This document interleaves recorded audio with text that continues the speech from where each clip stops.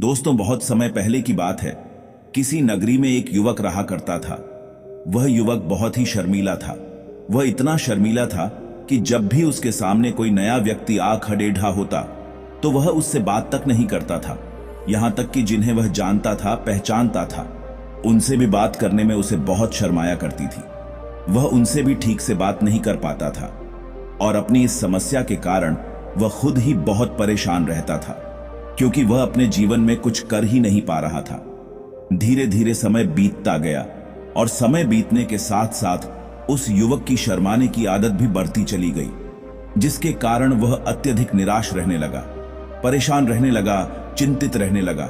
उसे यह समझ नहीं आ रहा था कि वह अपनी इस समस्या से किस तरह से छुटकारा पाए। उसके घर वाले भी अब उसकी इस समस्या को लेकर बहुत चिंतित रहने लगे थे। वे सोचते थे इसका क्या होगा, या अपने जीवन में कुछ कर पाएगा भी या नहीं। जब भी वह कहीं पर काम के लिए जाता तो लोग उसके इस सीधेपन का फायदा उठाते उसे परेशान करते। वह कुछ ज्यादा कह नहीं पाता था, जिसके कारण उसे कोई कुछ भी कह देता और वहां से चला जाता है। इन्हीं सब कारणों की वजह से उसका मन कहीं भी किसी भी काम में नहीं लगता। वह हर काम को कुछ ही दिनों में छोड़ दिया करता। उसके मन में बहुत कुछ चल रहा था। उसके मन में विचारों के तूफान उठ रहे। वह सबसे बहुत कुछ कहना चाहता था, लेकिन अपनी इस आदत के कारण वह किसी से कुछ नहीं कह पा रहा था। वह अंदर ही अंदर घुटता जा रहा था। सारे विचार, सारी बातें उसके मन में ही दबी पड़ी थी, लेकिन कभी भी वह किसी से भी अपने मन की बात नहीं बताता था। जब छोटा सा बच्चा था तब उसे लोग बहुत पसंद करते थे। उसकी इस आदत को भी लोग सराहते थे, लेकिन इसी आदत की वजह से जब वह बड़ा हो गया, युवा हो गया, तो इसी आदत के कारण उसे अपना जीवन जीने में भी अत्यधिक परेशानियां उठानी पड़ रही थी। और वह युवक भी अपनी इस गलती के कारण बहुत परेशान रहता। अपनी इसे एक आदत से छुटकारा पाना चाहता था। वह चाहता था कि वह लोगों से अपने मन की बात खुलकर कह पाए। वह जो कुछ करना चाहता है, जो कुछ कहना चाहता है, वह सबसे वह खुलकर कह सके, कर सके। लेकिन जब भी कोई दूसरा उसके सामने आता तो उसकी जुबान मानो खुलती ही नहीं। यहां तक कि वह अपने माता पिता के सामने भी ठीक से बात नहीं कर पाता था। केवल उसके कुछ मित्र थे जिनसे वह अपने मन की बात कर पाता था। जब भी वह किसी बात का जवाब देता तो लोग उसकी हंसी उड़ाते, उसका मजाक बनाते। लोग कहते हैं कि आज तो तेरे मुंह में भी जबान आ गई है। यह समस्या दिन ब दिन बढ़ती चली जा रही थी और इस समस्या के कारण अब उसके पिता भी अत्यधिक चिंतित रहने लगे थे। वह चाहते थे कि उनका बेटा भी दूसरों के सामने अपने मन की बात रख सके, लेकिन एक दिन जब अपने उस बेटे को दूसरों के सामने शर्मिंदा होता हुआ देख रहे थे, तभी उन्हें बहुत क्रोध आया और वह अपने बेटे को खरी खोटी सुनाने लगे। उन्होंने उसे इतना डांट दिया कि वह युवा लड्डे ढक्का अत्यधिक क्रोधित हो गया और वहां से बिना कुछ कहे वहां से चला गया। शाम हो चुकी थी और अब तक उनका बेटा घर नहीं लौटा था। माता और पिता दोनों बड़े ही चिंतित थे। वे अपने बेटे को वापस घर पर देखना चाहते थे, लेकिन युवा लड्डे ढाका तो भागते भागते पहाड़ की चोटी पर जा पहुंचा था।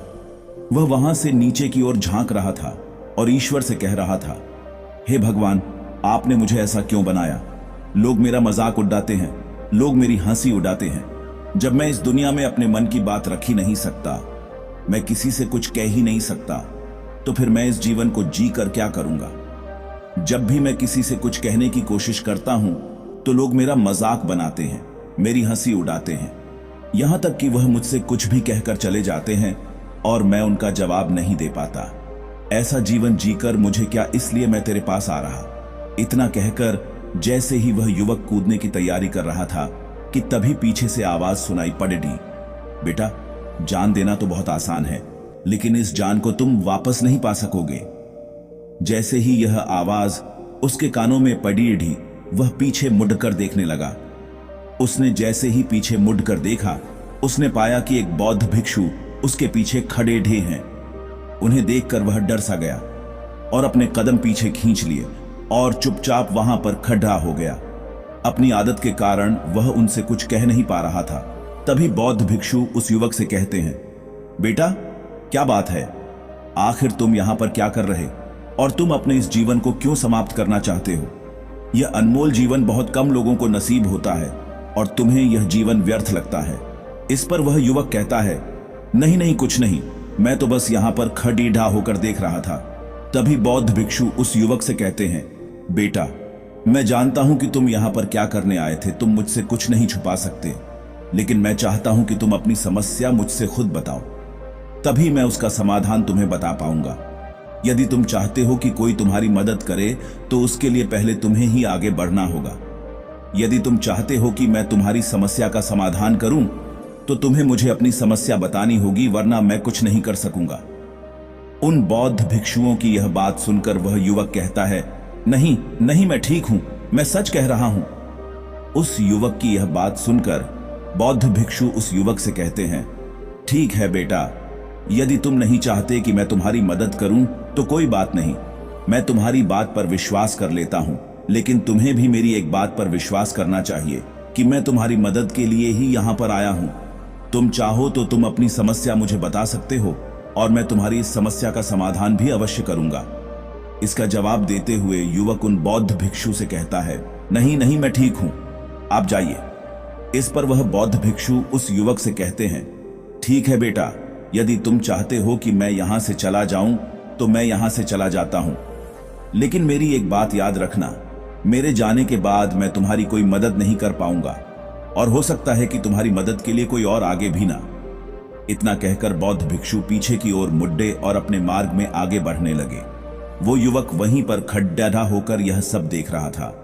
जैसे ही वह कुछ दूर पहुंचे तभी उस युवक ने जोर से आवाज लगाई, हे गुरुदेव, मेरी समस्या बहुत बड़ी है, क्या आप उसका समाधान कर सकेंगे?